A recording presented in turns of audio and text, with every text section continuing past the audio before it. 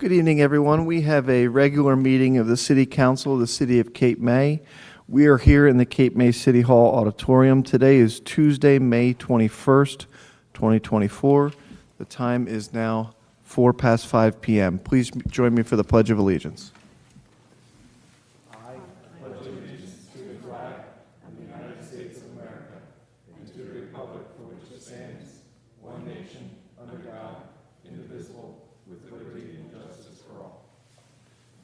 Thank you.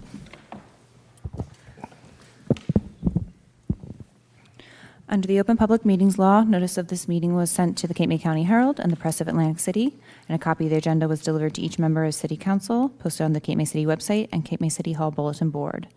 Notice is hereby provided that Cape May City Council meetings are audio recorded and video streamed live. Live video streams are posted to the Cape May City website. The City of Cape May is not responsible if audio recording or live video streaming of a meeting is unavailable. Roll call. Councilmember Baldwin. Deputy Mayor Baldwin, apologies. Here. Councilmember McDade. Here. Councilmember Meyer. My phone's not working on here. Oh, here. You got it. You good? All right. Councilmember Meyer is here. Mayor Mullock. Here. Councilmember Yeager. Here. City Manager Dietrich. Here. City Solicitor Gillen-Schwartz. Here. And Deputy City Manager Riggs. Here. All right, Council, any additions or deletions tonight? Actually, yes. And I'm not sure if deletion's the best term, but just to bring it up, 16205, the award for the surf school instruction vendor. I'd like to table that for further review. Would it be best to delete that or table at this time? It can be Tabled. Tabled, okay. So I'll make the motion that we table that at this point. Tabled indefinitely, Mayor? Yes. Well, go ahead, Mr. Solicitor. Because it's a procurement, we should have Okay. some sort of action, either rejection or acceptance at some point, but we can table it for this meeting. We have time to do that ultimately. Table it with the understanding that most likely will be at the next meeting. A second for the sake of discussions. Okay. Any questions or comments, council? No. Okay. Roll call? Oh, anything else that we're deleting? I'm sorry. Or adding? No? Okay. Roll call? Councilmember Yeager. Yes. Councilmember Meyer. Yes. Councilmember McDade. Yes. Deputy Mayor Baldwin. Yes. Mayor Mullock. Yes. Okay. And then updates? Manager? Updates, city manager? Thank you. I have quite a few this evening, so sit back and relax for a little bit. First, I just want to say, we have some construction projects coming to completion, and really I just want to say a big thank you and to all the residents and visitors of our city for their patience over the last, seems like a long 2 years of construction everywhere. But I think over the last week, I think all the paving has gotten done.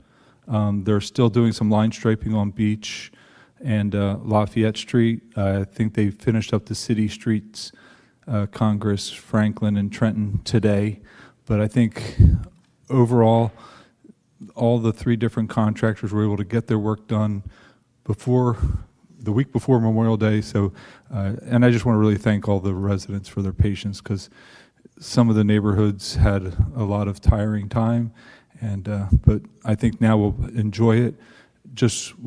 One word of caution: now we have some nice new paved streets. They're nice and smooth and flat, and doesn't give cause to we still have a 20-mile-an-hour citywide speed limit. Chief Ashall and his group will be out checking on those newly paved streets to make sure that people are still abiding by the speed. But I think it was a job well done by all the contractors to get it finally done. Paul, if I could, I don't want to interrupt you, but obviously it was a lot of work. And I think all of council echoes the thank you to the public for your patience, because we know, especially for some of you who are really in an area that was affected.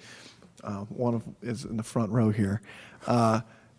It was a long time coming, but to add to it, especially it wasn't just a mill and pave in most No. of these locations. You're talking about replacing all the utilities, water, sewer. Curb, sidewalks. Yeah, and even, for flood mitigation, you have stormwater drains that are being replaced, so really a tremendous amount of work. In fact, just to point out, Paul, and I know you, obviously, but throughout the winter months, we did all of that work underground, and then they pave in like a matter of 3 days, But it just shows you how much work is going on underground and the cement work and curbings and sidewalks. But I also wanted to thank you, Paul, because it takes someone to, kind of quarterback all of those different moving parts. And in all seriousness, I don't think we would have gotten done before Memorial Day without your hard work on this, so I appreciate it. Thank you. Can I add something to that, Mayor? Please. I want to give a special kudos to you, Mr. Mayor, because I remember about 5-6 years ago, you and I were at the Board of Education meeting. You were talking about the bumping, and I said, run with that. And what a success, and what a Yeah. great Yeah. idea that was, because it's not just personal to you, it's personal to the community, and it's safety is number one. thank And the right-hand turn onto St. John Street is fantastic. Yeah. So, you that was a big part that you had in this project as well. Thank you, Mr. Meyer. Thank you. I interrupted, so No, I'm no worries. sorry, Paul. So on the construction note, there are 2 road projects that will be happening between after Memorial Day weekend and the end of June. There'll be small delays, probably 2 or 3 days each, but I just wanted to let the public know that. So on Elmira Street, probably towards the mid to late June, they'll be closing down Elmira Street to make some well-needed drainage improvements to connect the inner drainage to help reduce some of the minor flooding that we get at that intersection. That's probably one of the worst intersection street areas that we have for minor flooding. So we're going to try to get that done before the summer season. And then the county has to go back onto Texas Avenue in front of the Wawa and close down for about 2 or 3 days to repair a hole in one of their drainage pipes that they found. If you recall, before we did the big changeover, the city kind of had to repair our water main. Well, Patch. over top of it, it was essentially the county drainage was over top of the city's water main. They both kind of collapsed on each other. So now the county has to come back in and fix their section. So that'll be and that'll probably start next week for about 2 to 3 days. So And Paul, I've been asked about that patch. I know it's not the final patch, so on which street? on Texas there. On Texas. So yeah, they'll come in and do a repaving of a portion of that section once the county finishes up that section next week. Paul, sorry, on paving, issues, on Beach, the Yes. one by the Montreal, So- is that being, So that's being addressed. So after they paved, the construction activity put a crack in a joint for the water main connection service to the Montreal. It was a special order part because of what pipe was there. The city just received the part this morning. They will be out at 4 o'clock in the morning to do that repair. And from all indications, we're hoping to have that repair completed before lunchtime, knock on Okay. wood. And then the county will come in and repave that patch on Thursday morning. okay. The only reason I mention it is because I noted driving down Beach Avenue, because of the piling, the markers around it, people were parked almost up Too to that, close. and you could not get. Yeah. You could not, so people were trying to get into oncoming traffic. If they just blocked those couple of spots to make sure. By tomorrow, we Yeah, should be. I mean, it was really, it was a little haphazard, and there wasn't a lot of traffic on Beach at the time, but if they could just block off 2 or 3 spots there so that people could get there and get back and be in the same lane would be helpful, I think. It'll be fixed by tomorrow. Okay, thanks. You're welcome. 2 other construction projects. If you've been out to Kiwanis Park, you'll notice that we have the area cordoned off, and we started construction on the bathrooms at Kiwanis Park. And if you've been up on the promenade next to Convention Hall, they've started the bathrooms up on the promenade. So that work will continue until completion. the other thank you and patience is we had one of our first feature film movies filmed in the city, and there was a little anticipation and worry at the beginning before they came, but I think after they got in and did the filming, I think overall we had very few complaints and concerns from residents. We had a couple commercial, the businesses that had some concerns that were right adjacent to some of the filming, but I think by most far, I think everybody enjoyed it. I think there was a lot more people in town to kind of take in the sights of the cars and the action, so I think that was a good learning curve for the city. I know Justin's going to be working with Casey. There's some certifications for the state is putting out for kind of becoming a certified film location. So we're going to use this experience to take that forward.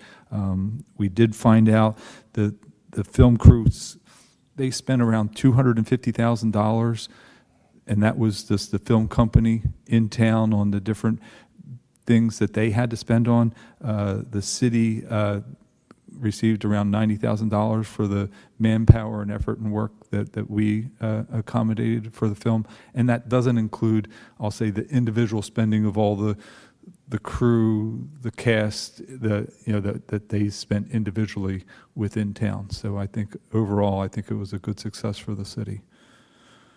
And yes, we hope to have a film presentation up at either Convention Hall or outside on the beach when the movie is released.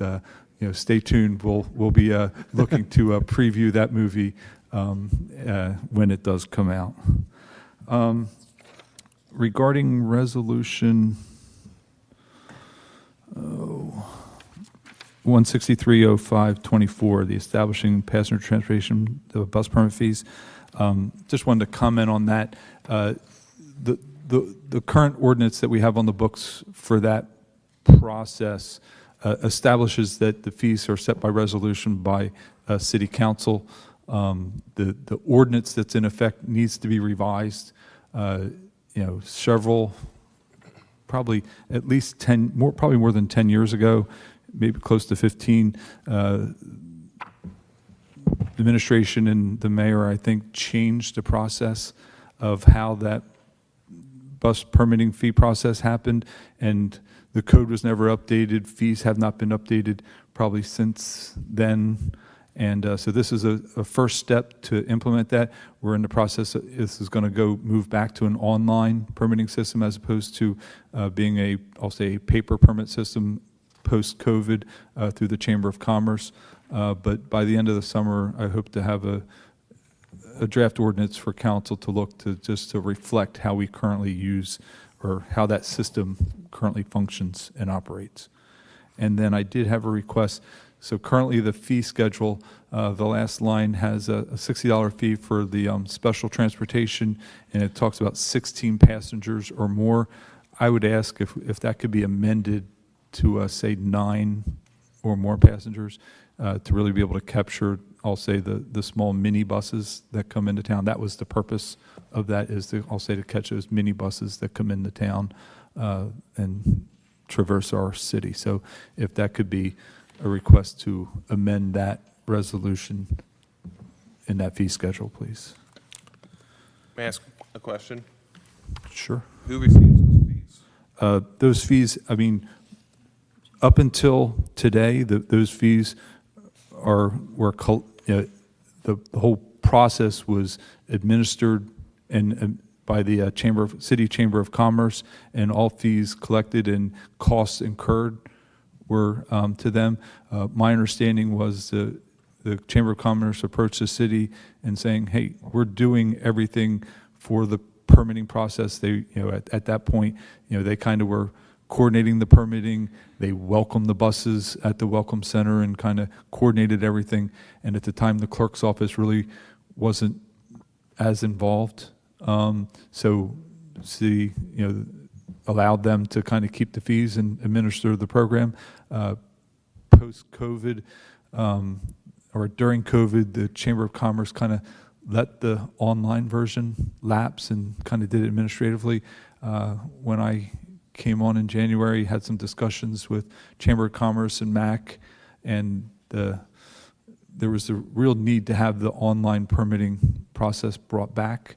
Had some roundtable discussions with all the three of us, and kind of, I felt it was best operated where, because MAC handles about 70% of the bus traffic into the city, that they would, and they have a very robust online permit process through all of their tours and everything. So, we're looking at, they will kind of manage the online system. They will, out of the fee, they will take a processing, they'll take their costs out of that, and then the remaining fees will go over to the Chamber of Commerce so that they can continue the good work that they do by being a good steward of welcoming people to the city and kind of making sure they get to the right place whether they need lodging, restaurants, retail, and kind of point them in that right direction and keep them moving. So there's really not a lot of involvement that the city does as part of that permit process. So we're kind of, I anticipate the ordinance coming back in that to reflect how it's being operated today. How do we make sure that these mini buses are processed? Is that something we do with the license plate reader? I mean, is that something? Right now, it's, that's Police probably, have to be involved, or. that's going to be a thing that we're going to have to look at and figure out, because I don't even think under the current process or even the process pre-COVID, that was kind of I'll say the Wild West. And so that's going to have to be in some involvement, whether it's code enforcement, police, and making sure that, we're going to be looking for the bus permit placard in the window of the buses, and, we'll look for enforcement. One thing we'll probably do is do public outreach with the different hotels, wedding venues, when they come to the city to get a wedding permit, whether it's on the beach or something like that, just to kind of publicize, hey, this is what needs to be, this is when you need a permit when you're driving a transportation bus into the city. Also, I'm sorry, Mr. Meyer. Also, the AC Jitney does a lot of these for private, so that would be a group we should reach out to. And obviously, we And have. let them know that this is now going to be a We have a requirement. Yeah, We have that exactly, relationship. right. So it's- But they, I see them oftentimes doing private events. They're probably a lion's share of a lot of the private events.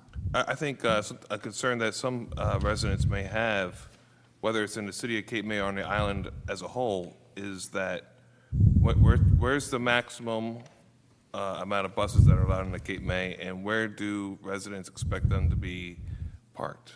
Right now, if you look at what the Chamber of Commerce is, there's the 5 parking spots at the Welcome Center. There is a provision for overflow, I think, on Pittsburgh Avenue. I believe there's a provision for the police chief to permit additional, based on seasonality and what's going on, to allow overflow buses to park on Pittsburgh Avenue. That's what the rules established now have. I just want to put And it then, out there. and then part of the fee structure is also, some hotels have accommodations to be able to park at the various hotels. And that's where the differing fee structure, whether or not you're going to use the Welcome Center lot or a city street, or use, if you're parking at a hotel, we still want to track it, but, that's a different fee. I thought that was well established, the different separations. Thank you.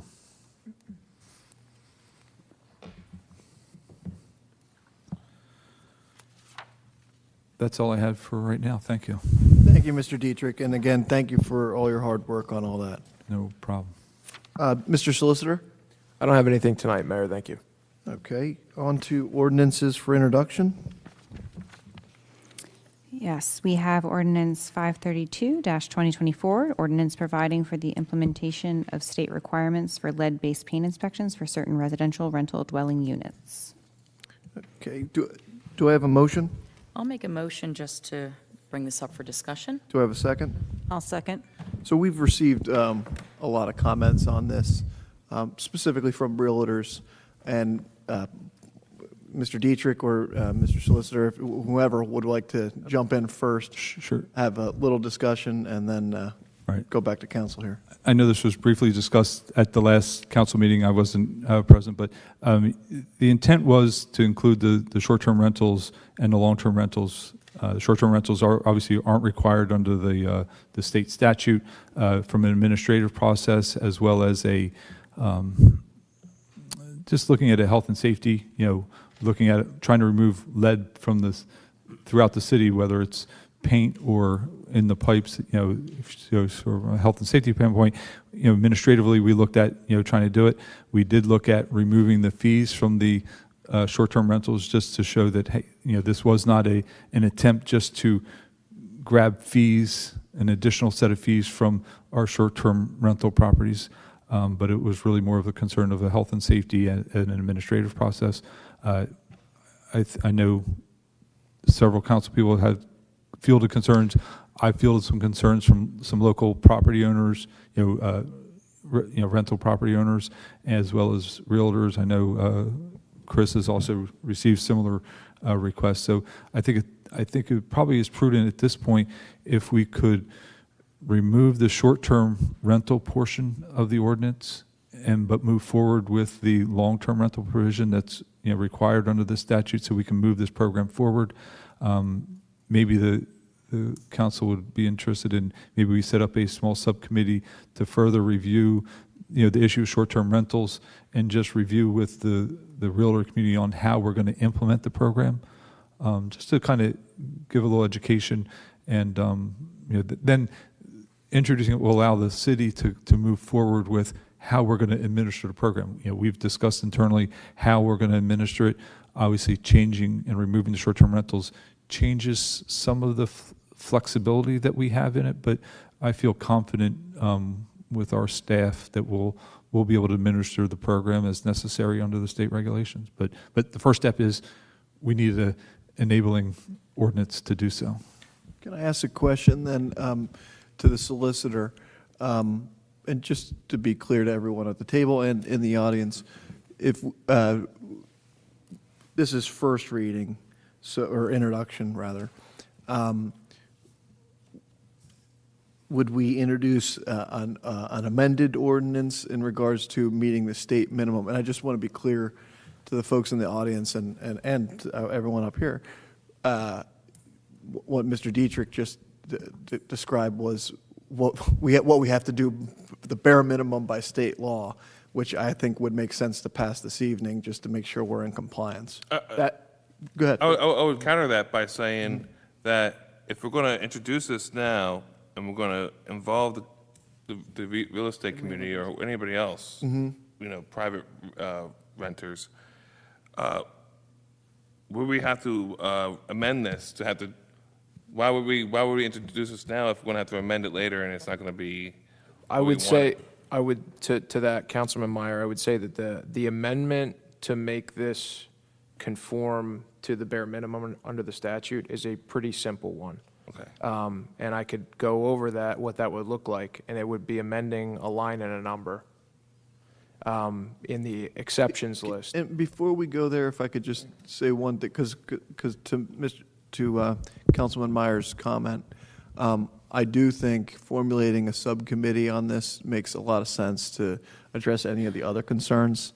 I heard from several different realtors who had concerns, and I said, look, we'd love to have you comment on those on a subcommittee. So, but going back to the process of this, why don't you, I think it's appropriate to ask you for the amendment that you would suggest, and then we discuss that. Is that fair, Mr. Meyer? And let me just follow up Yeah, with. I have some comments. Okay, later. okay. And before that, if I could just address Ms. Meyer's comments, I think if we have the subcommittee and further discuss it, I don't think we would come back quickly with an amendment discussing short-term or to amend what we would potentially introduce tonight and subsequently adopt. I think we would probably, because the short-term rentals probably wouldn't want to be inspected until the off-season, when we wouldn't want to interrupt their busier part of the season anyway. So if we're going to discuss it. But it wouldn't mean that we would have to effectuate it right away. We could come back with a recommendation, but make it effective October 1st. So I'm sort of jumping in here. I don't want to see this just go away. I'm No. going to say that right now on the record. Yeah. I want, if we're going to put together a subgroup, I want them to start the work and come back with a recommendation in a timely fashion. The date in which we execute on it, I think, can be determined not to interfere. Right. But there are considerations here that go beyond, one side. And I want those explored and discussed and made known publicly, the balance between the concerns that was legislated at the state, and we took a different approach. I support that approach for my own reasons, which I won't get into, but I do think that it warrants a discussion with a subgroup with representation from all sides, but that I'd like for that to come back sooner rather than later. Right, but the implementation, I think, I was trying to address that with, that it would move, not necessarily right away. Right, that's understood. I think that the city should make a statement, or at least I'll make the statement on my own behalf, and I think I have a good feeling of where we are in our discussions, which is the best for the community. We're trying to make this as most affordable and compliant with the state and streamlined. And I think when it comes to having the subcommittee, there's more than just this subcommittee talking about lead paint. We're talking about the entire process of the fire inspection. How can we improve ourselves? Of the inspection, yeah. And streamline this entire process to make it best for the business community and most affordable for us, because we want to keep this in-house, we want to keep it affordable, and we want control, basically. Is that a fair statement? On that point, Yes. Councilman Meyer, that, just to avoid any confusion, that following our discussion at the last meeting, as I understood it, and as everybody should understand, this did not come from the five of you, it came from the state imposing this obligation on every municipality, and then each town has to figure out how they're going to implement it, either through an outside agency or from within. Some towns are charging $450 to $650 for these inspections. And one of the reasons this recommendation to implement it through the Fire Prevention Bureau was to approach it with efficiency in mind and also the cost in mind, so that we could do it in-house, do it with our own inspectors with the certification, and also avoid coming back multiple times for multiple inspections. You can kill two birds with one stone, essentially. So there was a lot of positives of implementing it this way. Having said that, we are under sort of a gun, so to speak, to get these inspections started just on the minimums required under the statute. So for that reason, I would recommend that council proceed with, at the very least, the minimums. And we can consider, other options. And just to be clear, they're state mandated minimums, I mean, so. Right, and with that, I can propose an amendment, a very simple amendment to this ordinance. In section C of the proposed language, under 2, you go 1, 2, and there'd be a new 3, and it would say, is a single-family and two-family seasonal rental dwelling units is a single-family or two-family seasonal rental dwelling units that are rented for less than 6 months duration each year by tenants that do not have consecutive lease renewals. And then there would be an or at the end of that, because all of these exceptions are or. That parrots the language from the statute. So, and that, candidly, and this excluded that, the city was going to go a step further for other reasons, but that would restore essentially that exemption. And with that, we'd be doing the minimum required under the law. Now, there is another thing that you can be aware of, but I didn't hear a lot of objections about this part, but it is important to note, is the frequency of inspections. There's a 3-year requirement under the statute, but a certificate that is only good for 2 years. And from my reading of the frequently asked questions session that the DCA conducted, even they were sort of scratching their heads at that. And I think it's setting people up for failure. And I think they sort of are scratching their heads at that for that reason. So what this does is it tracks an inspection period, 2 years, with a 2-year certificate. I don't see anything legally wrong with that. I think it's putting people in a better position to stay in compliance. And it's a modest change to the state process, and it just keeps, for organizational purposes, I think that's a better outcome. So that would be preserved, and I didn't hear any objections about that because I think it makes a lot of sense. But I have a weird question. I think it's kind of basic. Once you're approved, aren't you in the clear forever? so there's a lead-free certificate, and then there's a lead-safe certificate. And one of just to highlight the differences in the inspection process, the city, like many others, but there's different levels of inspection. The city is a visual assessment territory, which my understanding from speaking with our fire official who has the certification, they go in and observe whether there's chipped paint. If they observe it, there's an abatement notice. They have to sand and paint, and they go back in. 9 times out of 10, I think, that's going to be the outcome on things like this. So it's not a complete shut down the building. Everything has to be shut down. It's kind of a low impact inspection in most cases. Now there's always going to be outliers, but in most cases that's the assessment, that's the outcome, that's the abatement. Was our understanding from speaking with the fire official. And I'm also certified, so I've taken the test. To get the lead-free certification, it either had to have been like a gut rehab project. So if you can show construction permits that if your house is a pre-78 house and you were down to the studs and you rebuilt it, you can get a lead-free certification. Obviously, and that's usually, or you can have, if you have it go and tested, you could actively go in, have your house tested to verify to see if you have lead paint, and then that would be another way to kind of get that lead-free certificate. And then yes, then you would never have to get another inspection. And then under our ordinance, we were anticipating only charging for the inspection, not for, I'll say, the registration and renewal. So if you had that you provide us that one certification, you're done forever, kind of a thing.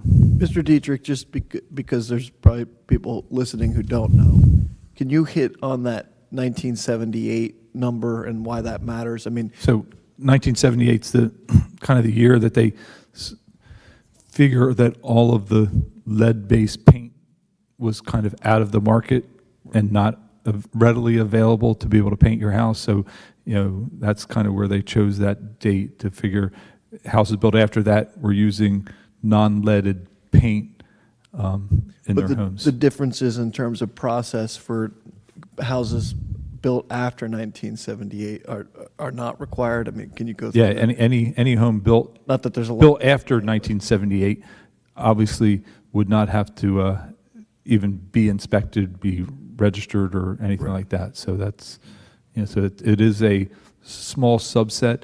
I mean, I forget, I don't have the numbers here, but, we were trying to do that rough number calculation, but, It's about 30 to 40%. Maybe 150. right. So it's, Maybe we're not talking about a large portion, and that's not of our whole housing stock, but that's of the rental housing stock. So it's not a high number of properties, even though, you think Cape May's, historic, a lot of old homes, but a lot of them aren't in that timeframe. Couple of Deputy Mayor? quick things, yes, because I was the one that kind of took the lead on this. And when we went into our meeting, we were looking at how this can be implemented within the city of Cape May. Fire prevention came back, and we really wanted to make sure that it was done in-house. That was our biggest thing. We wanted to make sure that it was visual, not the dust wipe, to not over-regulate a lot of what, what is, kind of what the state has. We wanted to try to do the minimum. So talking to our city manager, at the time, we had an understanding that we couldn't do certain things as far as the software. City manager has assured us that we can do this. We can make sure that we do it in-house. I'm very comfortable with approving this ordinance or introducing the ordinance, eliminating, because we were originally, told that we had to do both in conjunction, but eliminating the short term and then only doing the visuals. So, I mean, and when I say it was going to make it administratively much easier and simpler. So Sure. there's going to be some legwork, and we're going to change it. So, that's why we started that. That was one of the reasons why we looked at doing it in Compass. But I'm sure, whatever council puts forth as an ordinance, we'll figure it out and we'll make it work. I And then just I- have one question. Is there a requirement that either a brokerage or an owner notify the city if they make a decision to change from short-term to long-term? Well, that's part of, part of that. that was part of our administrative conundrum process, and that'll be part of, that's one reason why we wanted fire prevention to be involved in that, because they're in both of those housing stocks, and they're seeing which one flows to the other. We also can cross-reference through the mercantile process, and. No, I'm just asking, is there currently a process that requires a property owner to notify us if they go from being a short-term rental and making a decision during the winter months, their house is vacant, that they want to go to? Under the statute, yes. Okay. If they're going to have a changeover in tenancy to establish a long-term tenant, they have the obligation to notify the city Right. of that changeover and that conversion. So they really should, for their own sake. Thank you. Okay, so it sounds like we have consensus on passing the minimum. I'm going to ask the solicitor for suggestion, because I'd like anyone who has a person that they think should be on this subcommittee, which should be a quick process, as has been stated, probably implementing this after this season, but we should be able to get people together quickly. Should we vote on the amended ordinance first, Mr. Solicitor, or put together a subcommittee? I would deal with. If I could just recommend as well, rather than having a subcommittee, have a task force. That's fine, yep, You know, understood. the language, I think, is important in, how we can implement. It is a task force, yeah. Okay. We Thanks, Mr. could, Mayor. we could potentially, formulate a task force resolution for the next meeting and deal with the ordinance today. And that might give everybody some time to. Is think. everyone okay with that?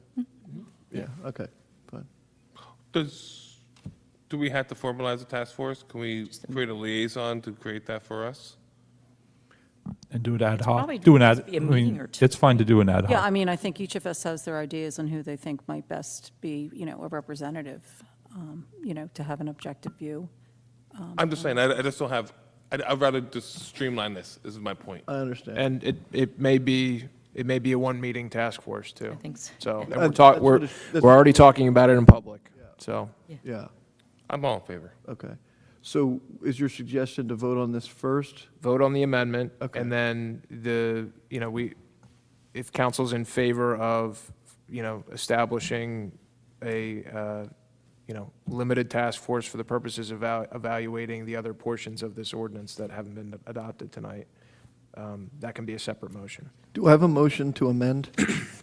I'll make the motion. A second. And The language that I went over earlier. Is that correct? Yes. Okay, motion to amend, second and roll call?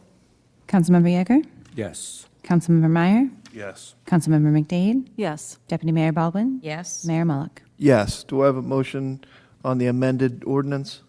I'll make a motion. Do I have a second? I'll second. Roll call? Councilmember Yeager? Yes. Councilmember Meyer? Yes. Councilmember McDade? Yes. Deputy Mayor Baldwin? Yes, Mayor Mullick? Yes. And just going back to the task force, I think we do want to have people meet on that quicker while the issue is at hand. I was contacted by two folks who were concerned and basically said, well, join the task force. And that was former Mayor Ed Mahaney and Planning Board Chairperson Bill Bazaar. So I would appreciate if everyone would be comfortable with them serving on the task force, if that's okay. Absolutely. And frankly, would take nominations for anyone at this point or later, whatever works for everybody. I'd like to nominate Steve Bodnar. Steve Bodnar? No objection. Anyone now or later, Mr. Meyer? You can- I'm free. Okay, I think it's just Is- more open than closed. yeah. yeah. Is there a council person that Well, wants- Deputy Mayor has been. I've been involved, yeah, That's fine. that's fine. And I have somebody in mind, but I'll get back to you about that. You don't want to tell them they're on it before you tell them? Right. Okay, so we have several members, and again, any council member, if you have a suggestion, please let me know, and we'll put them on the task force. This is not a closed thing. Should we vote on that? The formulation of the task force? Yeah, you can do a voice vote on that. Okay, do I have a Just for motion? purposes of the minutes. Do I have a motion to formulate a task force in regards to the lead ordinance? So moved. Do I have a second? I'll Second. second. And I guess we'll state for the record, again, that's former Mayor Ed Mahaney, Planning Board Chairperson Bill Bazaar, Steve Bodnar, and anyone else that And a- recommended. And a player to be named later. Say again, I'm sorry. And a player to be named later. Sure, and now, I think we obviously should have Deputy And Mayor. Right, and that'll make five, I mean, yeah, And City Manager. yep. That works. Yeah. Yeah, yeah. Fire inspector. Fire inspector, definitely. Yeah. Yeah. Mark Barham. Well, staff will. Yeah, Staff. Staff. yeah. Okay. It's fluid, yeah. All right, so we have a motion and a second. Roll call, please. Councilmember Yeager? Yes. Councilmember Meyer? Yes. Councilmember McDade? Yes. Deputy Mayor Baldwin? Yes. Mayor Mullick? Yes. Thank you, everybody. Okay. All right, moving on to 533-2024, an ordinance amending the Cape May City Code, Sections 7-13 regarding prohibited parking and 7-23 regarding loading zones. Do I have a motion? I'll make a motion. Do I have a second? I'll second. Can I comment on before you Please. vote, just please? So there's two street sections, two different sections. One's a parking prohibited on Congress Street, and the other is a loading zone on Jackson Street. Both of those are existing striped in today, and I think both of them have been that way for many years. When I've been out and about doing other business interactions, I noticed that they were, when I checked, they weren't codified in the book, so I just felt it was appropriate to, at the start of the season, to kind of get them on the books for the start of the season. Sounds reasonable to me. Any other questions or comments, council? Good work. Yep. Roll call? Councilmember Yeager? Yes. Councilmember Meyer? Yes. Councilmember McDade? Yes. Deputy Mayor Baldwin? Yes. Mayor Mullick? Yes. All right, we have the public portion on the resolutions only. Anyone wishing to speak, please come to the microphone, state your name and address for the record. This is on resolutions. Stacy Sheehan, 928 Columbia Avenue. My question is on Resolution 163, the establishing of passenger transport bus permit fees. And I think Mr. Meyer brought that up, and I just wanted clarification. So you're raising the fees on these bus permits, but the city's not going to be collecting any of that money, right? Because it's going to go to the Physic Estate and the Chamber? Okay, so we're raising a fee, but we're not going to be getting any of it. Correct. Okay. Any other comments on resolutions this evening? Seeing none, we can close public comment on resolutions. All right, moving on to the consent agenda. Is there anything, minutes aside, I'll address those in a moment. Is there anything council would like to remove from the consent agenda? Obviously, 16205, I don't believe we took action on yet, so we'll remove surf camp. Anything else, council? No, sounds like nothing. Okay. Regarding the minutes, there's a lot of them. We're mostly all caught up. Dennis is very happy to see. There are a number of abstentions. If you're okay, I will list them, and then we'll incorporate those into the minutes if you're on board. All right, so Perfect. Mayor Mullick will abstain from the September 19th, 23 special meeting minutes. Deputy Mayor Baldwin will abstain from the April 16th, 2024 special meeting minutes. Councilmember Yeager will abstain from the November 14th, 2023 closed meeting minutes. Councilmember Meyer will abstain from the September 5th, 23 special meeting, the September 5th, 23 closed meeting, the September 19th, 23 special meeting, the September 19th closed meeting, the January 16th, 2024 regular meeting, the April 2nd, 24 special meeting, and the April 2nd work session meeting. Does everybody agree? We're good? Okay. Okay. So that being said. And with that, it's fair to just vote yes. Yes, Okay. yeah, we'll denote those for the minutes, that Okay, you thank all you. will abstain from those individual ones. So we can go ahead and adopt the consent agenda minus 16205-2024. Do I have a motion? I'll make the motion. Do I have a second? I'll second. Roll call? Councilmember Yeager? Yes. Councilmember Meyer? Yes. Councilmember McDade? Yes. Deputy Mayor Baldwin? Yes. Mayor Mullick? Yes. All right, going back to 16205-2024, resolution authorizing competitive contract number 24-05 to Eco Ventures Group in a fair and open manner for surf school instruction concessionaire vendor. Do I have a motion to table? I'll make a motion to table. Do I have a second? I'll second. Roll call? Councilmember Yeager? Yes. Councilmember Meyer? Yes. Councilmember McDade? Yes. Deputy Mayor Baldwin? Yes. Mayor Mullick? Yes.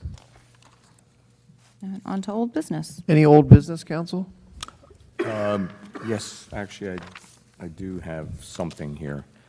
To kind of bring everybody up to speed, this is something I had talked about starting last November, which was the 2022 audit by Ford Scott on our business practices and books, et cetera.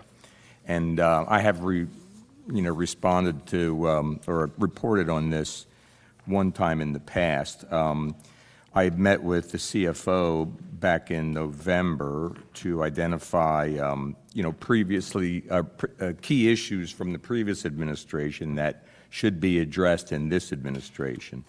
And the CFO and I identified 17 items, and at the December meeting, all of the items that were identified were addressed except for a few pain points, I guess we want to call them. There were some more difficult issues to address. So having received a more recent update from the CFO, I'm pleased to report that most of those pain points have been eliminated. What they did is for one of the issues, which was payroll liability accounting, they initiated a new payroll platform, and it addressed the important payroll liability tracking procedures. The other thing they did was develop new purchasing procedures to be sure that all expenditures are encumbered prior to purchases being made to ensure sufficient funds are available for those purchases. And the last item, the new QPA, we have also addressed the issue of our vendors that must fill out political contribution disclosure forms if they are paid more than $17,500 a year. So that has been put in place. Everything on the list has been completed except for number one. Number one was we were supposed to contract for a GASB actuarial analysis to the lifeguard pension fund. The reason that hasn't been done is because the state is actually doing a complete audit of the entire lifeguard pension fund. So our CFO will be waiting until the state completes that audit, their audit, and they'll be making recommendations to us, and then it makes sense to hire the actuarial analysis at that time. So good news is we should do pretty well in the next audit.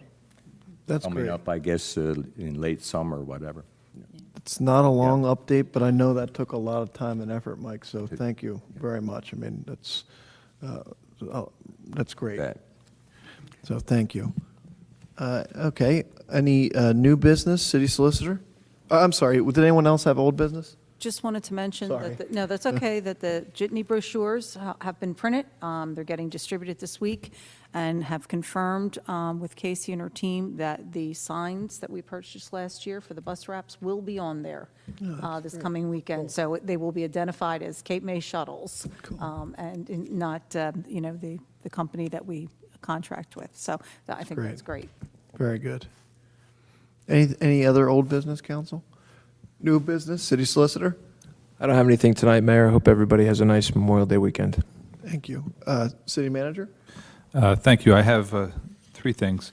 First, I put at your dais at the Kiwanis Park bathroom project.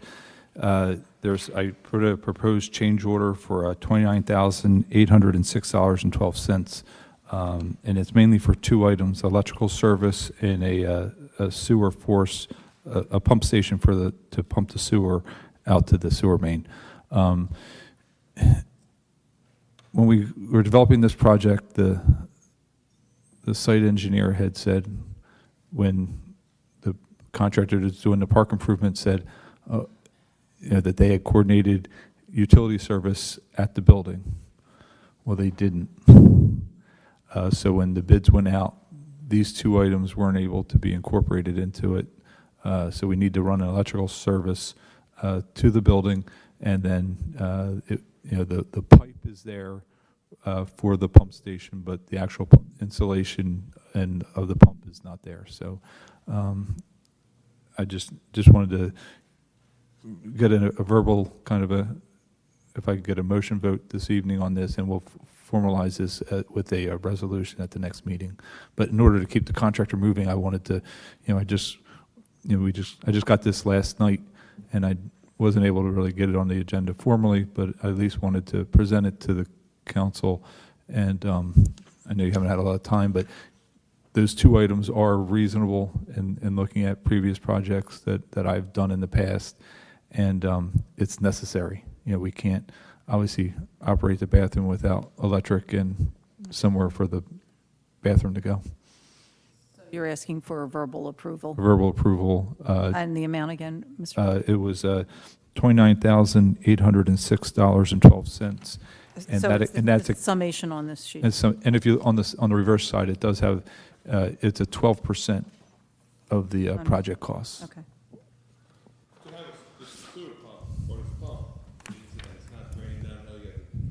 Correct. Force it uphill. Correct. Seems reasonable to me. Yeah, it has to be done. Yeah, done. so, yeah. Yeah. We don't want to delay the bathroom Right, project. right. Yeah, Any- we don't really have another We have. Okay. choice. Should we have a formal motion approving this? I'll make that motion. Do I have a second? I'll second. Roll, any questions or comments, council? And then we would just have a formal resolution on the next agenda doing, for the formal resolution. Understood. Roll call, please.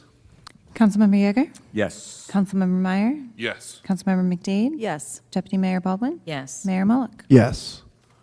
Thank you. Thank you, Paul. In your packet, and it's on the agenda, I wanted to discuss regarding the permit for private recreation in a public space, similar to a facilities of use permit.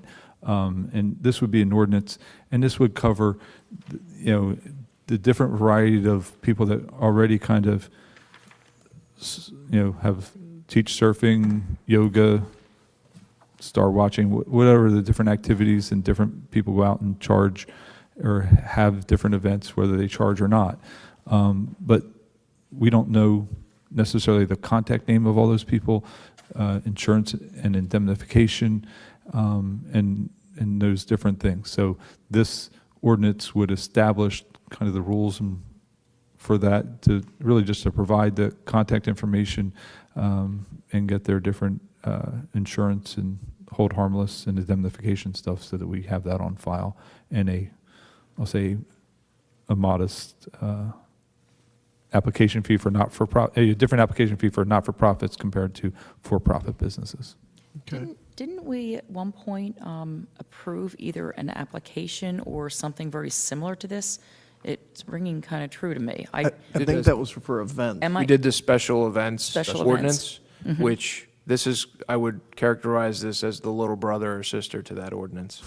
It's like It's, pop-ups. Okay, this is for those types of smaller groups and gatherings where people may be charging a fee, where it's going to leave no trace at the end of it, and it's also not going to require us to shut down a street or substantially consume city services and those types of things. Special event would, like 5K or something like that, shutting down streets. sure. And really, the only city involvement would potentially be, besides the registering it, would be potentially the captain of beach patrol, chief of beach patrol, reviewing to make sure the conditions are safe, Sure. to operate the activity. But as Chris said, it's not involving fire, EMS, or any of the other city services, public works, and those kinds of things. And if it did, you could point to the next section. Do the next one. Right. Okay. This is lower impact type uses, limited duration, and it would, not unlike other towns, they have forms you can fill out. I didn't actually see a lot of ordinances, but what this does is it provides the rules of the road for how the city expects those uses to function, and ultimately, they have to yield to instructions of city officials, and the city's uses are always going to prevail. But, if there's areas of the beach at times of day when it's not really impeding other people's use of that, and people want to have a class, insurance, indemnification, it just provides a streamlined process for that, and recognizing that maybe those are lower impact uses and can continue. Are we looking for this to be on next month's? Okay. Yes. Okay. And obviously, if you have any questions, feel reach out to me and or Chris, and we'll try to address them. The next thing I had is, now that the budget has been adopted, we'd like to move forward with some of the capital projects to start that process moving forward. So the first page is kind of a summary of the general capital, water, sewer, and beach capital, as well as, if you recall, on that left column in the middle box is in the municipal budget, we had a line item for capital projects, so that it wouldn't impact, future bonding. So those are the projects there. The following sheets, and just the general capital projects was a total of $9,970,000. Looking at the 1.1 million out of the municipal budget that was budgeted for, we did kind of just give, there's some future general capital projects that, we try to peel off some of the projects that we know we're not starting this year, and they may be a future year. And the water and sewer, we're looking at 1.8 million. Obviously, we're looking at a future water sewer capital project, 2 million and we just put a placeholder. And it's really, we will be evaluating the water tower refurbishment, repainting necessary, but we don't anticipate that being in the next 6-month time frame. And then looking at the beach capital, 1.4 million, including both the matching portion of the promenade grant match, as well as some other miscellaneous equipment improvements that would be associated for the beach capital fund. The other sheets behind it kind of give a little more detailed breakdown for those projects. This morning, myself, Deputy Manager Riggs, and CFO Mr. Haney met with Leon to kind of go over all of these projects' impact to the budget and stuff like this. To cut to the chase, we have upwards of $50 million of potential bonding capacity before it would even affect the budget. So it's kind of how the budget's been established and how bonds will be dropping off. A large amount of bond will be dropping off in 2025, another set of bonds dropping off in 2031. So, how they've developed the budget and the annual debt repayment for all the different bonds and how it all works out, we average about 5.6 million, I think that was the capital number per year that we're looking at. And it kind of, if we keep at that steady pace, it doesn't really have the impact from a year-to-year basis on the capital budget. So all of these capital projects fit obviously within the needs. This is obviously our short-term needs as far as the projects that we anticipate moving forward in the short term. And that's what I would anticipate and request from council is I've presented this list to you today. Bond council will be working on a proposed ordinance for introduction at the next meeting. At the and then typically, the public hearing and potential final adoption would be 2 meetings after that. So the meeting in between the bond introduction and the public hearing meeting, that would be the June 18th meeting. I would ask, and scheduling on the agenda, to have the different project engineers come in and discuss in detail and have project plans or draft concept plans for the various projects that we're ready to advance and move forward so that we can kind of make a presentation to both council and to the public. And prior to the introduction, as I've talked, I've developed that construction projects page on the website that kind of outlines different projects. We will have a summary on the website prior to the introduction, as well as plans and some potentially cost estimates, so that the public is aware of what these future projects entail and have some detail. Obviously, not all projects are going to have a lot of specificity, but to the ones that we have and ready to present, they'll be out there. But at least there'll be a description of each project, and that's kind of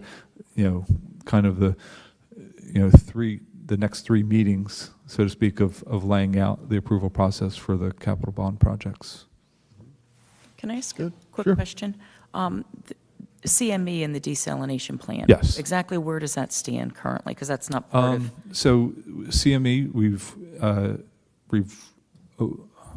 allowed them to proceed forward with the preliminary design. If you recall, the city received a $600,000 grant from the EPA, which was directed through the congressional directed spending. So they've been authorized to move forward with the design. We did meet with the design team, I think it was about 2 weeks ago now, and they kind of outlined from a grant perspective of what we see as anticipated grants.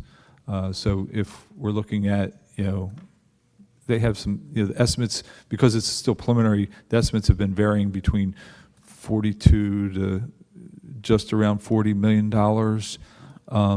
I think that number, as they get through the design, will probably come down slightly. We're anticipating having grants, because a lot of the funding sources, we received $1.75 million in congressional directed spending this fiscal year. We've had preliminary discussions with both the iBank, which is the state revolving fund for infrastructure, as well as the USDA. They both couple, it's a grant loan process where they give you a loan and then they forgive upwards of 20 to 30% of that loan. So when you consider that as a grant, we're looking at having potential grants for $18 to $22 million worth of the project. So, we're anticipating bonding or needing $20 million worth of funding. From the Cape May City's perspective, we're about 70% of that flow. So looking at, 70% of that cost, we did have some preliminary discussions with Leon, and, it's kind of, the numbers don't look that bad. So, $20 million over the 25 to, year life cycle, you're running about $1 million worth of annualized costs. So 70% of that is around $700,000. We have about 4,500 users in the system. So, it puts it down to maybe $120. I didn't run that quick math, but, $120, $125 per year per customer. So it's not an astronomical, number, but, it's a manageable number to get a new water treatment facility. I mean, we're still looking to get more grants, but we'll know more, I think, towards the end of this year as it moves forward to fine tune those numbers. Those numbers are very broad brushed macro numbers at this point. So, but it's something that we're moving forward. And it's for good quality water. Good quality water that we need.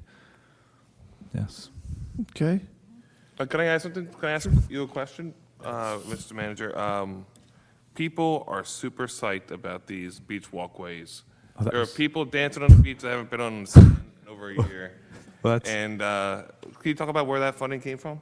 that was actually going to be what I was going to close with Perfect. this evening. So, yes, the ADA mats are rolling down the beach. I think we are probably the first community that I know of in New Jersey that has a beach mat that runs parallel to the ocean. Obviously, everybody's been adding the beach mats to get onto the beach, but I think we're probably the first ones that did that. I mean, I can't take full credit to this. I think Zach is probably going to, I forget who brought it up, the idea, but, that was one of the DCA grants that the city applied for. It's an ADA Small Cities grant. We received $400,000 from the state. Obviously, we have a match in that. A part of that, because of the funding, we're doing the ADA mats. We're buying an additional 12 ADA beach chairs. And we also will be redecking in the fall the Mount Vernon beach access platform as part of that $400,000 grant. But that was all mostly funded through a ADA grant. And we are anticipating, as the start of summer, the first beach concert is this Friday at 6:30. So we will be kind of doing a ribbon cutting at Convention Hall this Friday to kind of officially open up the beach mats. Signs will be going up this week. Bikes are not permitted on the new beach mats. It is just not wide enough. It's not safe enough to have bikes and pedestrians on that. Obviously, if you're in a wheelchair, handicapped accessible type of, scooter kind of things, I think that's acceptable. But, skateboards, bicycles, it's really not safe to have both users on there. It's just not wide enough. But In regards to that,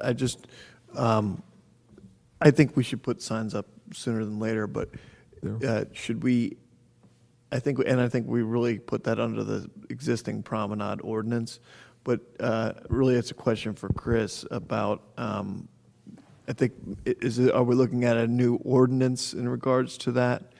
One of the differences I see, obviously, is the promenade, you can have bikes till 10 a.m. Right. Okay?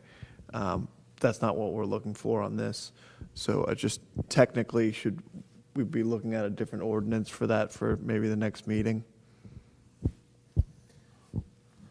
Yeah, I'm having trouble seeing something in our current ordinance that would cover beach mats as a new thing. So, Right. And we can clear that up with an amendment pretty quickly by the next meeting. Okay. Does the city manager have the authority to have executive authority? Yes, yeah, in the meantime, for public safety. Right, he just indicated it's not safe to have those things out there. Yeah, And perfect. it's for, the reason we did it was ADA access. Right. Cool. But It's enforceable. I think it's been, just seeing some of the comments on Facebook, seeing, talking to some of the people as you've been out there and interacting, talking to some of our employees that have interacted with the public. I think everybody's excited to be out there.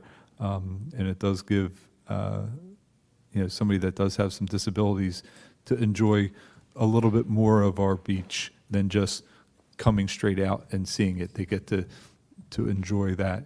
Plus, I think it'll allow users in the morning where the bikes are a little heavy on the promenade, it'll give somebody that wants to walk a little more leisurely to not have to dodge the bikes and give them a little place of respite. Exactly. But I'm looking forward to it. So 6:30 this Friday before the beach concert to kick off the summer concert series. That's great. Okay. Thank you, City Manager. City Clerk, any updates? Yes, just a few, Mayor. As Councilmember McDade mentioned, the free shuttle service is beginning this weekend, Friday through Monday from 4 p.m. to 10 p.m. Following this weekend, the shuttles will run on the weekends only until June 9th, and then beginning June 14th, it'll be 7 days a week through the season, through Labor Day. So you can get the Jitney Surfer app, and if you have any questions, reach out to Convention Hall. As Manager Dietrich mentioned, we do have for Memorial Day weekend, we have our kind of kickoff to summer free concert featuring AM Gold this Friday, the 24th, from 6:30 to 8 at the Convention Hall Beach. Following that on Monday, of course, we have various Memorial Day ceremonies about town. The first one being Monday, May 27th at 11 a.m. at Soldiers and Sailors Park in conjunction with the American Legion and the VFW and the Coast Guard. Immediately following that, at approximately around noon, the Trason, Cape May, and Flotilla 82, the auxiliary, will launch the flower boat from the Gurney Street Beach as well. And then after that ceremony is completed, the flower boat's going to be moved down to the Cove to be displayed if anybody wants to take pictures or take a look at that. So please come on out to those events on Memorial Day. And that's it, Mayor. Okay.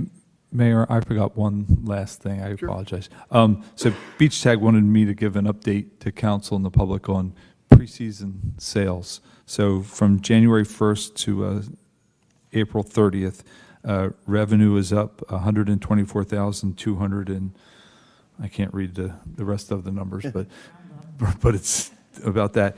And the tag count is up over 4,000 from that same period of time. So, Great. so we're looking to start a robust season. I think so. If that's where we're starting from. Yeah. So, yeah, we just have to have weather to cooperate, but preseason don't put any sales tents are up looking yet. very robust. Okay. Deputy Mayor, any updates? You'll bring up the kiosks, right? Oh, Do you want to bring up the kiosks? good, City Manager. Go ahead. That's, So, you did. So there's been a lot of discussion regarding parking. The city was listening the whole time, and we worked diligently. Public Works, Eric over at Public Works, scounged and scraped, and we found somebody that actually could coordinate with our Park Mobile enforcement, because that was something that was real critical. But we're looking to install 3 kiosks tomorrow, so they'll be operational before the weekend. One will be on Carpenter, one will be on Rotary Park to kind of handle the Lyle Mansion side, and one will be at Jackson Street parking lot. So, that will be an availability to pay with a credit card at those locations, and then it'll sync your license plate into the enforcement app, and park enforcement will be able to check it that way. That was So- one of the big benefits of this kiosk was it worked directly with Park Mobile.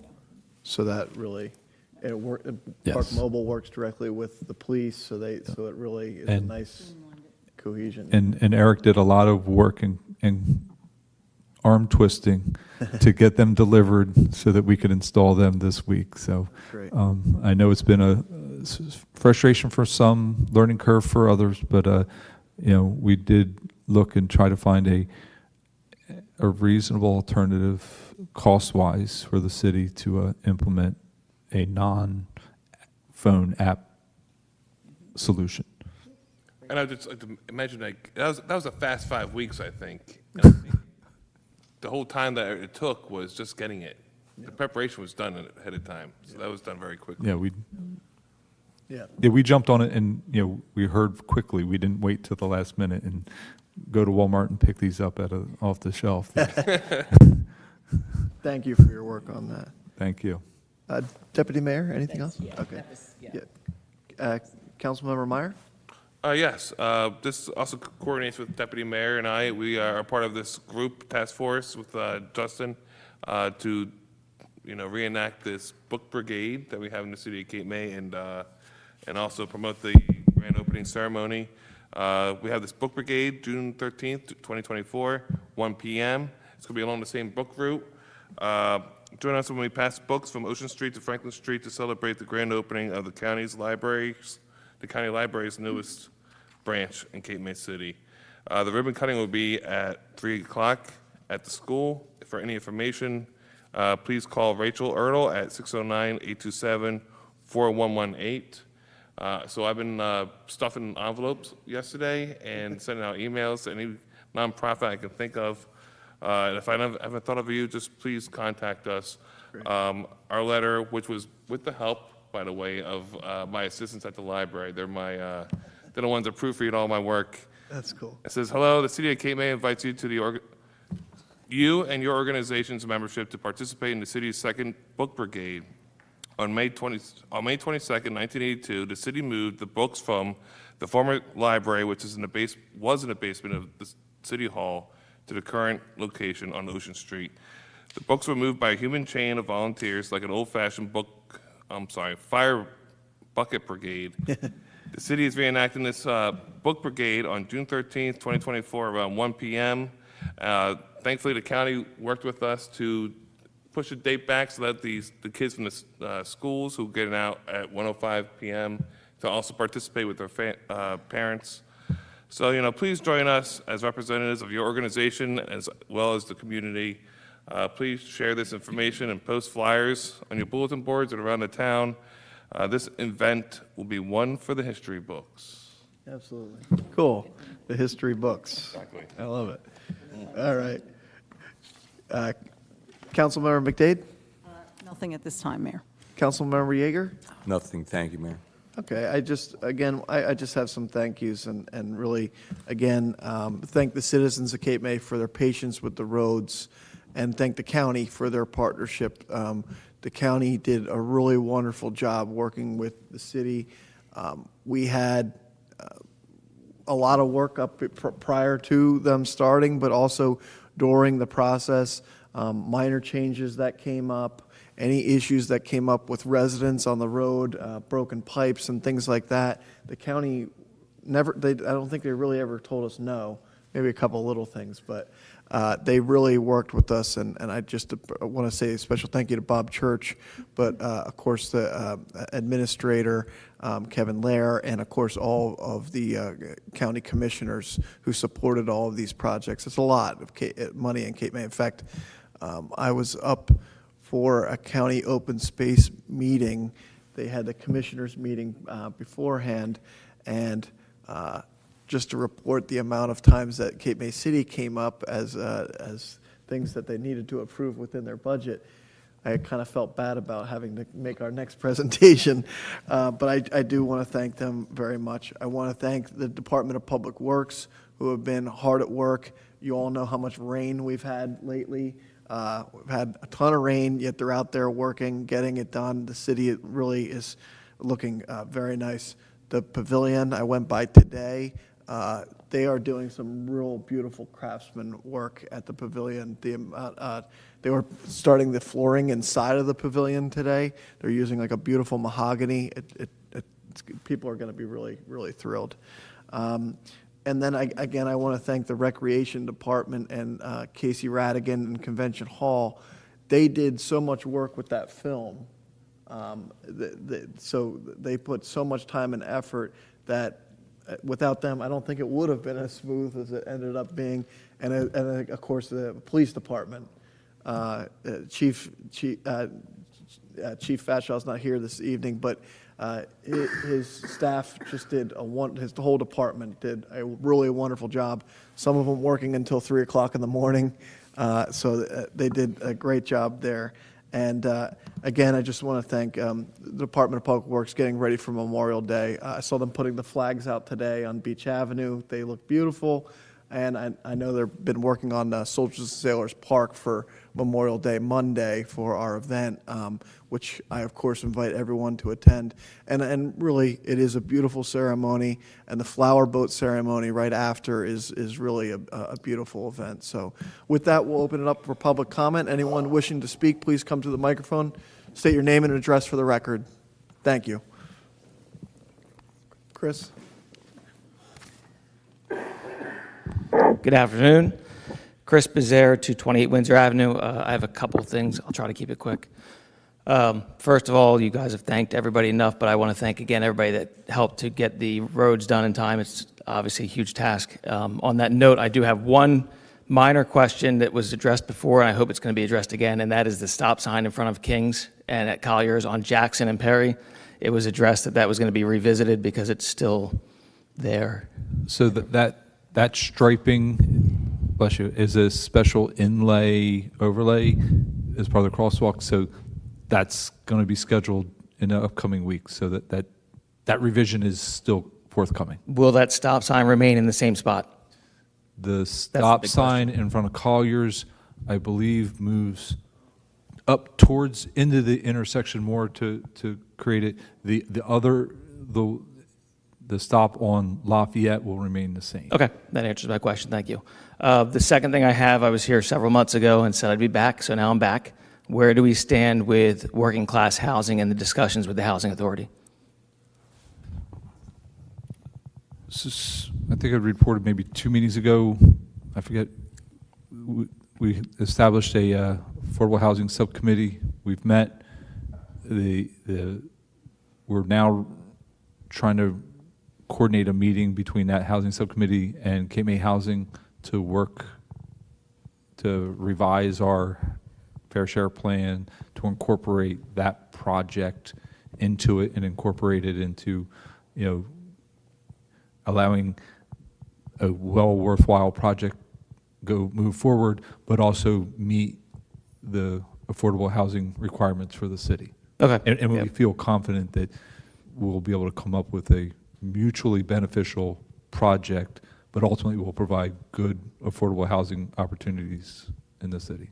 Okay, good, because I know that's going to require, or at least they're requesting some financial assistance on the city's end, so I was happy to hear you earlier when you stated that we have room for up to $50 million in bonding, which obviously there's other things that are needed, but the point is the city has the ability, and that's not even addressing the existing COA funds and the continuing COA fees that come in every year to substantiate some sort of bonding to help them, so you answered my question, thank you. The last point, obviously, I do want to speak about the lead-based paint. I was the one that contacted every member of council last time to get it addressed and pulled off the agenda. I was also one of the many that contacted you this time. And going forward, there's a couple things. First of all, I guess I'm a little disappointed that it takes a member of the public to insert common sense into something sometimes. With all due respect, all the members sitting at the table, city manager, deputy city manager, you guys have a long list of accolades and very intelligent backgrounds in a lot of fields. However, with government, too many times government tries to be a jack of all trades, ends up being a master of none. There's no way that all 5 of you, including city manager, deputy city manager, can have all the answers to everything. And any time that government tries to legislate, I think from a business standpoint and a personal standpoint, less legislation and involvement in personal life and private enjoyment is better for everybody involved. And that being said, there are times where you guys have to step in and legislate things. And I think it only makes common sense that anytime you try to introduce an ordinance to a city that involves a sector, albeit restaurants, real estate, healthcare, tourism, whatever it may be, that it's okay to ask for help. It's okay to reach out to that specific community because there's 2 different ways of implementing ordinances and statutes, and there's the black and white legal interpretation and how it gets implemented, and then there's the practical matter also, and a lot of questions that get raised that somebody that isn't involved in that industry may not think to ask. I asked several questions of some of the council members when I made phone calls. regarding the implementation of it. I know it's a visual inspection, but I think, even the visual inspection and the implementation of this ordinance comes up as arbitrary and capricious. There's no set guidelines as to, okay, well, it's a chip paint inspection. Well, is that chip paint 1 inch? Is it 3 inches? Is it 2 windows? Is it a floorboard? And those are things that I think could be worked out. I have a little more concern also after listening tonight, and with all due respect to Mr. Gillenschwartz, I'm not an attorney, although I've played one on TV before. But I have spoken to other attorneys, and I think the reason why you have not seen any other municipality institute this towards short-term rentals, or what they call seasonal rentals, in under 180 days, is because after speaking to attorneys, the way the state legislation is written, and specifically written, it doesn't allow the municipality to add short-term rentals. And that's the opinion I've gotten from attorneys, and I think going forward, whether you're with the task force or not, I think you might get some more communication on that from somebody other than me going forward on it. So I appreciate you guys taking that off the agenda this time. And again, just in general, I just think going forward, anytime that the city has something that they want to implement, and this was, I'm sorry, go back to what Mr. Dietrich said, this was not something that was brought up by the city, it was brought up by the state, that's correct. The city took it upon themselves to take it a step further. This council did do that, so this wasn't forced upon them. The council took a state legislation and they decided to add more things to it. So I do think that comes down to council. But going forward, anytime there's something that needs to be added to the code book that affects an industry, I would hope that going forward, council would think to at least reach out to somebody in that given industry so that they can ask questions or give guidance or state things that may not be thought about by anybody at the table, because again, you guys can't be experts in everything. You guys are experts in a lot of stuff, and you guys do great work. But it's physically impossible to know every question and every outlook. And government sometimes seems to legislate first and figure it out later. And that's when you run into a lot of problems. Well, it looks great on paper, it sounds great, let's enact it, let's move forward with it, and then 4 or 5 months later, the practicality of it doesn't work. So I just hope to try to avoid that in the future. That's all. Thanks. Thank you. Anyone else? Mr. Roush? Jules Roush, 1010 New York Avenue. Today I watched an electric bike go down the promenade somewhere between 25 and 30 miles an hour. I know the bikes are not permitted after 10 o'clock. Don't know how it's going to be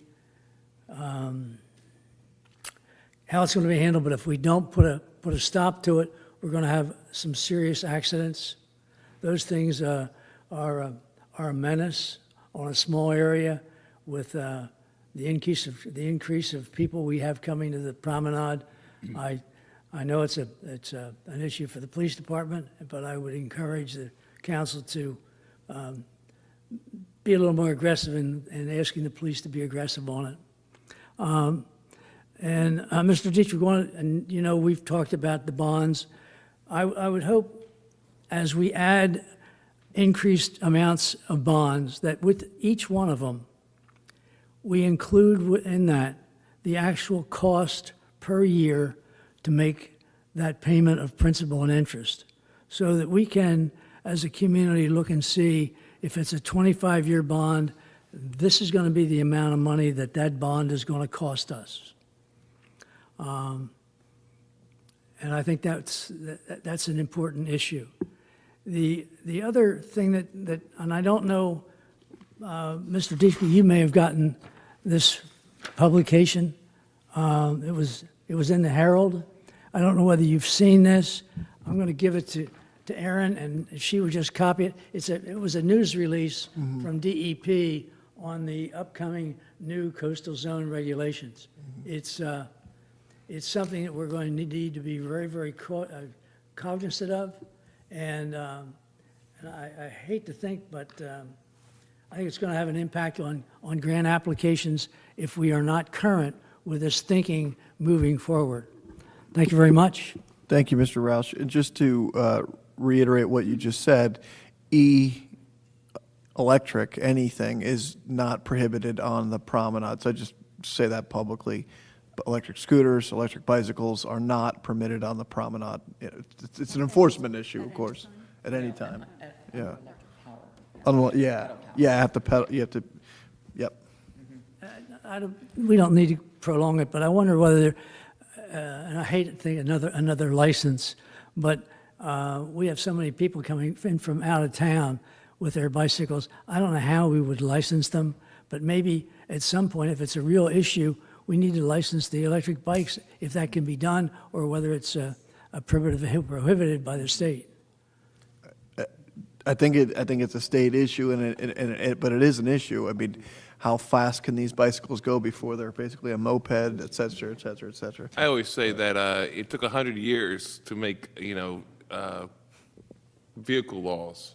It takes, 10 years, and there's nothing on the books for electric bikes. It's a shame. And if it was up to me, if someone's buying up an electric bike on the promenade, I wish we had the authority to just confiscate it and say, listen, pick it up at City Hall.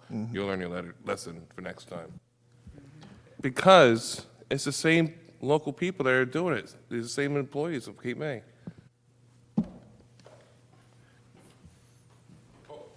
Not the city of Cape May, of course. Stacy Shan, 928 Columbia Avenue. I just have a couple clarifying questions. One pertaining to the ordinance about the loading zone and no parking zone. I'll start with the no parking zone on Congress Street. I went down Congress Street. I couldn't find the no parking zone. I was wondering if that's where it was in the very beginning? No, it's directly across from, at the T intersection where Congress Place is and Congress Street. So it's across the street. Where the fire hydrant is? Yes, and that stretch. Okay, 'cause I didn't see it. Okay. That's that. Thank you. And then my other question has to do with the loading zone. And is that the one next to Delaney's? No, that's the one that's down across, I'll say, across the street from the Mad Batter. Okay, so across the street from It's that. down on that section. Okay. There's so many loading zones there. I wasn't Yes, sure which one I was it's talking. the one down in that section. Because I noticed the one next to Delaney's is a loading zone. Yes. It's on the opposite side. And I wonder if Yes. we should maybe move it to, and I only knew this because I was looking for it, I- move it to the other side because you have people eating there, and that would, move it away from the public. That was just my thought, only because I was going down the street today. My second one has to do with, which I talked to you earlier, and I just wanted to bring it out for public awareness, that by the Rusty Nail now, that parking in front of there where there's, I think when they got the permit to have that additional parking and put that island there, that it was going to be parking.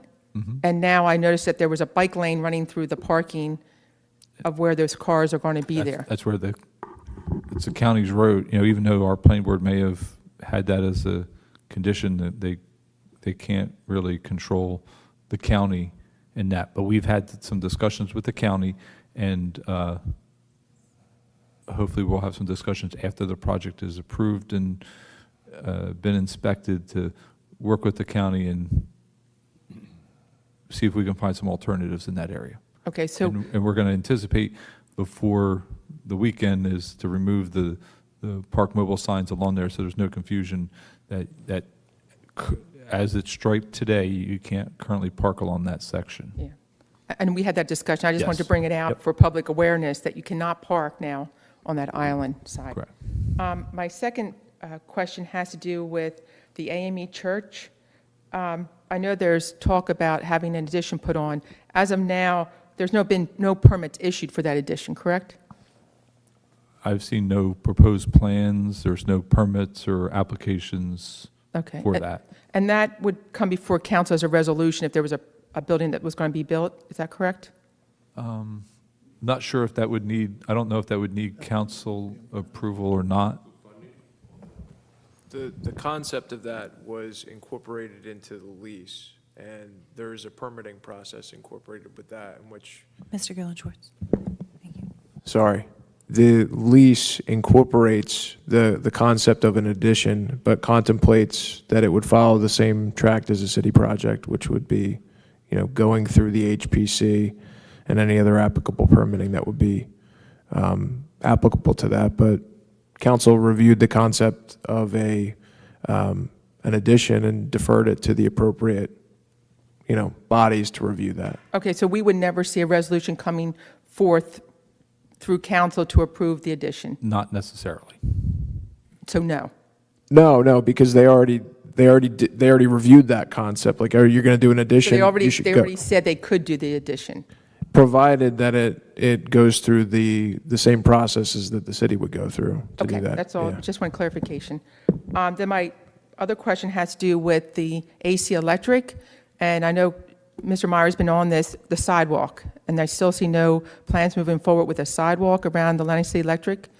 What's the status on that? I think between myself and the mayor, we've probably had a half a dozen meetings both in person and electronic, back and forth with Lansing Electric in trying to make sure that they get the proper landscaping that the residents in that area deserve for having that facility there. And I think our last meeting last week was pretty productive. So we're anticipating before the spring planting season is done that they will do the planting of landscape material along Venice and the corner at Venice and Elmira, and then come back in the fall and do some maybe more planting on Elmira on the, I'll say the west side, north side of the substation. And then in the fall, they would complete the road work and sidewalk work. So just so I understand what you're saying that then the sidewalk will probably be in the fall? Correct. Okay. My last Well, question. They had to get DEP approval approvals. for that, which took some time, unfortunately. I just And- want to be clear that they were ready to do that this spring, but they had to wait for DEP approval. They just got it now. Then they also And have now they have timing restrictions with the Osprey nest, so they can't do that construction work. So that construction work has to wait till the spring, the fall. to the fall. Okay. And then my last, I guess, I don't know, public announcement is that the next council meeting will be on a Wednesday at 3 PM, and I think the public should be made aware of that so that they can let that go forward. I actually did mean to say that, so thank you. Yeah, It's no. because of the primary election being on Tuesday, so the next meeting is June 5th at 3 PM, and then it'll be 3 PM through the rest of the summer until Labor Day. Thank you. Thank you. Roz? Roz Johnson, 826 Lafayette Street. I too want to thank council for completing the roads. They look beautiful. I think we all are going to enjoy them. And also, Mr. Dietrich, your announcement about the kiosks, I think that shows that you listen to the people. And I know there are only a few of them, but it doesn't matter. It's you listened. What I'd like to ask, though, I'd like to ask council to consider a 2024 town hall meeting as we did in 2023. I thought it met the objective of informing the public about the projects that have been completed and the projects in the future.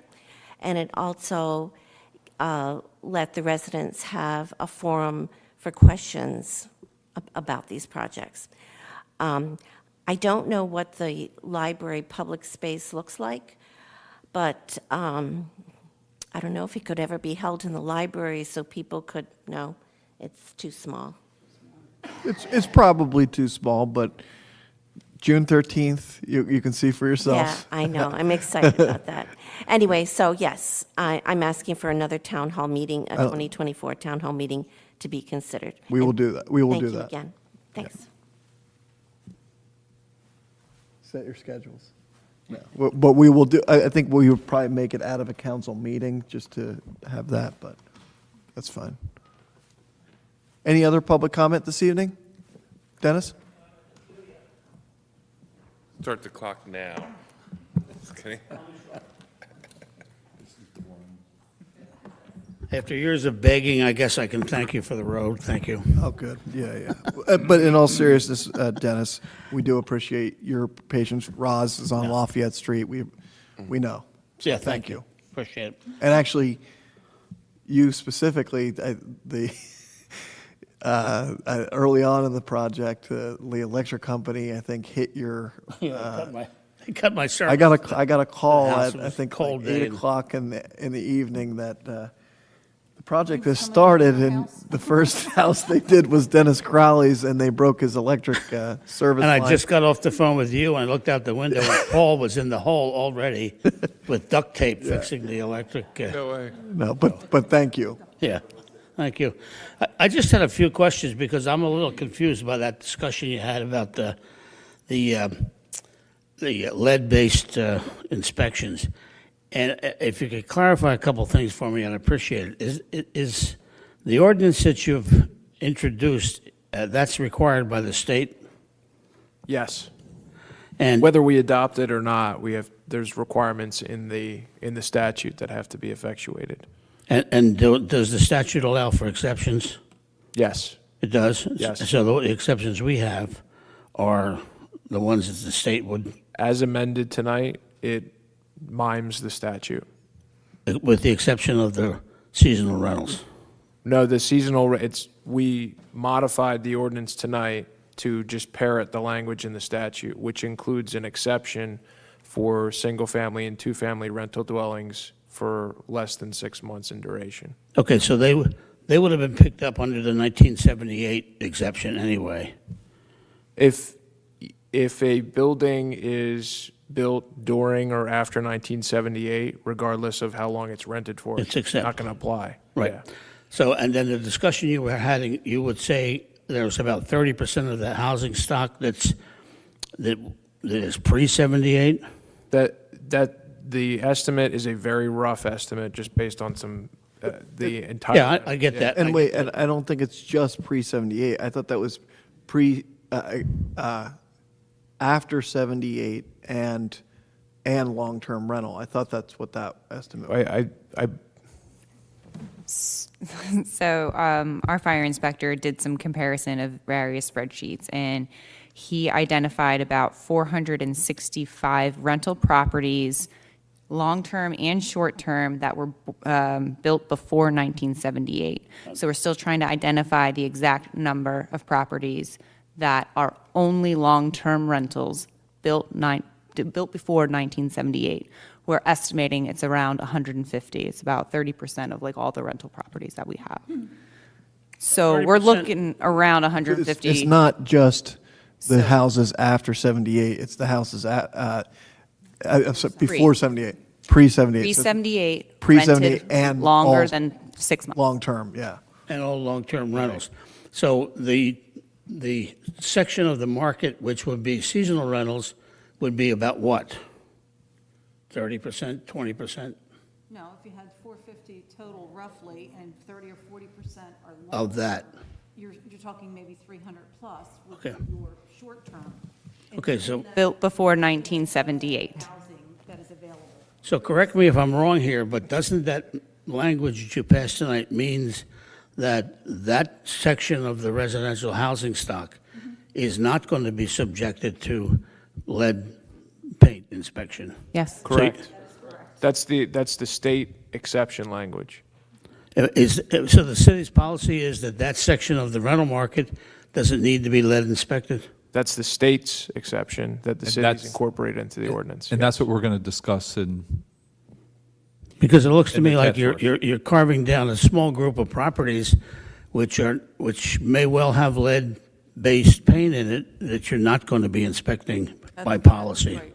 That's That's- exactly right. that's why we're going to have a task force to discuss the issue. And to the point that Mr. Bezerra raised earlier about preemption, that statute was, as I read it, designed for the protection of people that might be living in those buildings, not the people that might be inconvenienced by another inspection.